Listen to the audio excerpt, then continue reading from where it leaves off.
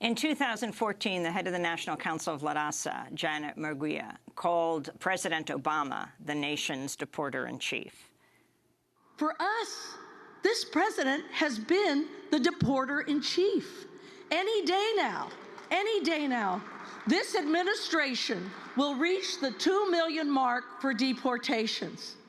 It's a staggering number that far outstrips any of his predecessors and leaves behind it a wake of devastation for families across America. The president says his administration does not have the authority to act on his own. All we hear is no. No from Congress, no from the administration. But here's the thing. We won't take no for an answer. So that's the head of the National Council of La Raza, Janet Murguia, calling President Obama the nation's deporter-in-chief. And Professor Schlanger, a recent McClatchy piece was headlined, "Trump doesn't need a deportation machine. Obama's already built it." You worked for President Obama. What were your thoughts at the time, and do you feel that's a fair characterization? Well, I think that President Obama tried very hard to get Congress to sign off on comprehensive immigration reform, and that was a failed effort. And then when it became clear that that was failing, he implemented DACA. And I think DACA has been a very good step forward. He also implemented a set of practices to prioritize immigrants who were both people who were very, very recent entrants, who were really caught right at the border, and people who had committed criminal offenses. I think those were appropriate baby steps.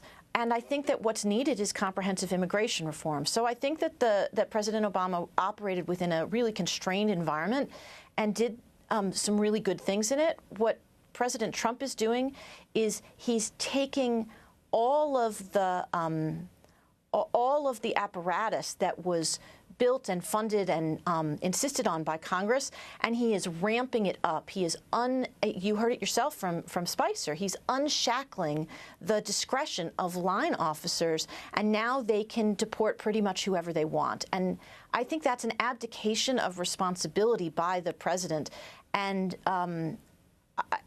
just an appalling way of running an immigration system. Yeah, you know, as much as we blame right now and are concerned of what Donald Trump is doing, the reality is that politics was a critical calculation in this thing. And the reality is that President Obama did deport more people than any American president. And also President Obama was reluctant to take action on DACA. And one of the things that we're seeing, for me, frankly, is that we had a president that we had to push for years. We were deeply involved in the fight to push for DACA, for stopping deportations, and it was the White House who was reluctant to protect many families, versus now we're seeing Donald Trump in his first month taking action to complete everything that he said. So, you know, I think it's not about placing blame on President Obama. It's about holding accountable Democrats, because at the end, this is exactly what 2016 was all about.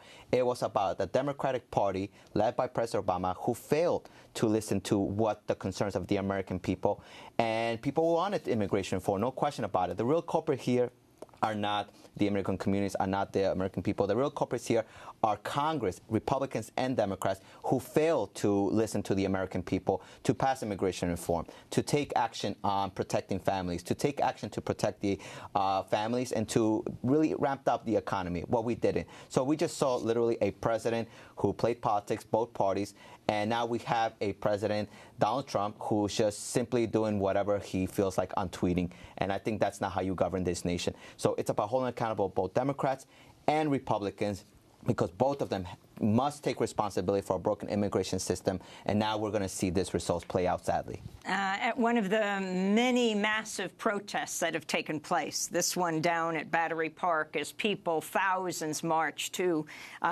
Federal Plaza, one of the people was holding up a sign that said, "France called, they want their statue back."